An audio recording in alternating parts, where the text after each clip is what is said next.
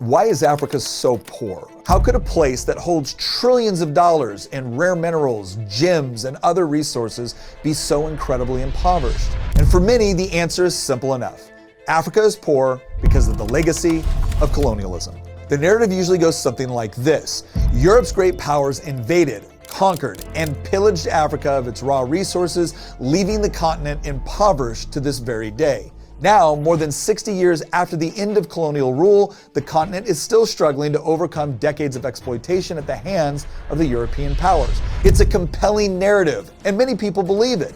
But the problem is, it doesn't seem to be telling the whole story, and here's the proof. Consider the story of another ex-colony that gained its independence around the same time as most African nations. Singapore, a former British colony with virtually no natural resources, has risen to become one of the wealthiest nations in the world.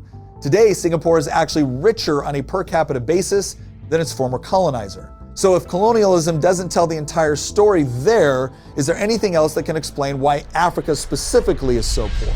Well, one interesting factor is Africa's geography. The economist Thomas Sowell points out that bad geography has hindered the continent's development for centuries and continues to do so to this very day. For example, while Europe's long coastline and plentiful natural harbors helped to facilitate a strong maritime trade all the way back to classical antiquity, Africa has had few of these features. In fact, the continent actually has less coastline than Europe, despite the fact that it's much bigger.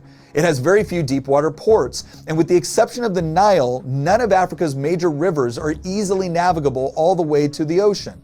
These geographical problems create huge challenges to trade in Africa, but geography is not destiny.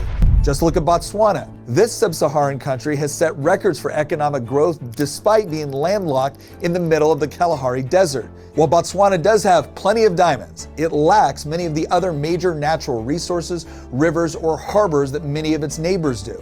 And yet, Botswana is one of the richest nations in Africa with a strong and growing economy. The story of both Botswana and Singapore show that the true culprits behind Africa's persistent poverty has to be something else. Now consider this. In the Tanzanian constitution in 1965, it discussed the government's role to, quote, prevent the accumulation of wealth to an extent which is inconsistent with the existence of a classless society.